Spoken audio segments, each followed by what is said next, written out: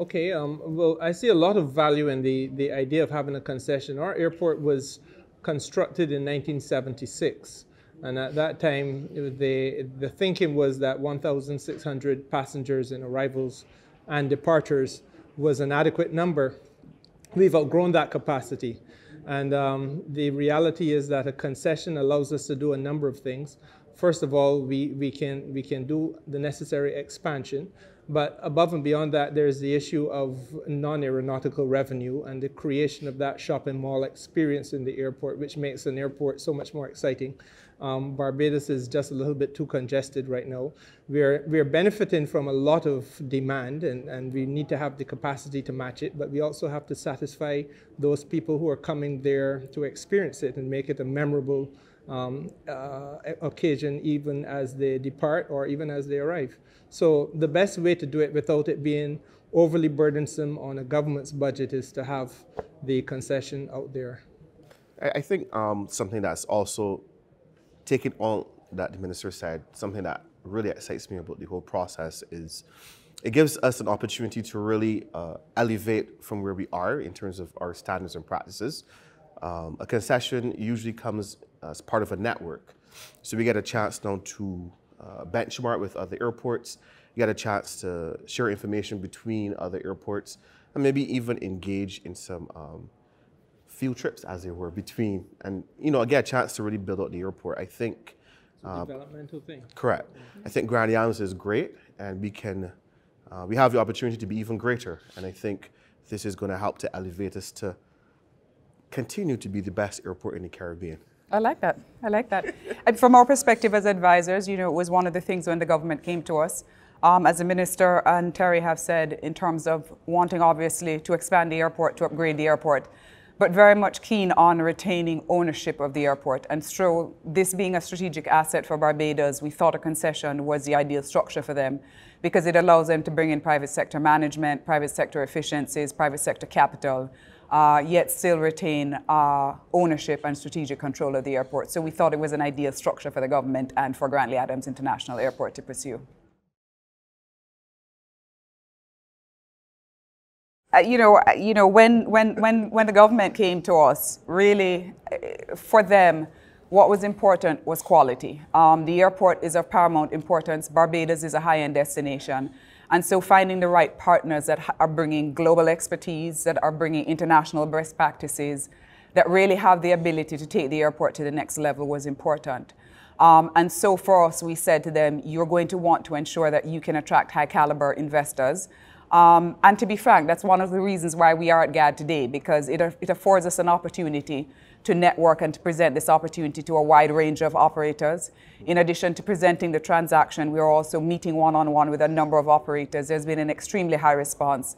And so for us, we found GAD to be a very effective way of doing that on other transactions. And we're very happy to be doing it again with Barbados because it's brought strong interest. And we think that it is going to be for the better of the transaction when we launch a bid process in the next 2 months. So for us, finding the right operators, getting in touch with the right people, being able to present this opportunity in a forum such as GAD to a wide range of operators, and being able to have the kinds of conversations that we need with strong operators who can bring what the government and the airport is looking for. If I could add to that, I'd say that for us as a government, transparency of a process was really critical.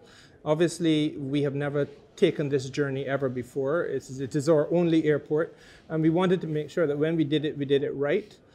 So the opportunity to go to virtually a worldwide pre-qualifying process and then to manage that process through was very important to us, and to get it done in as transparent a way as possible. And I think that with the benefit of the IFC as advisors, they brought us to this conference, and automatically you see so many people who have been investors before, and they understand, from previous experiences. So it is a useful approach coming to GAD. I think that has been really the very best possible advice. Win-win. Win-win.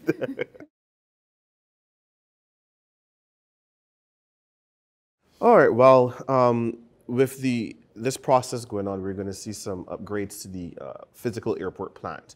As the minister said, the airport I don't want to say it's old, but it's aging gracefully, let's put it that way. And it's definitely in need of some upgrades. So a big part of it is going to be extending the commercial opportunities. I think that with our aeronautical revenues still being about 73, 74%, I think increasing the commercial opportunities gives us a chance to really up our non-aeronautical revenues.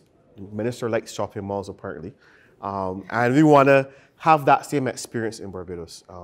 Certainly with the type of caliber of persons we have and the number of persons we have, the offerings we have are, a little bit below standard and a little bit below in terms of numbers and diversity.